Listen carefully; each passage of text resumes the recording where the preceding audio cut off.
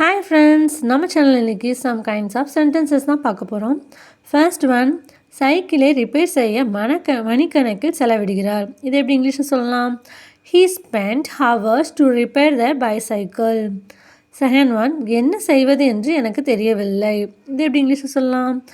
I don't know what to do. I don't know what to two.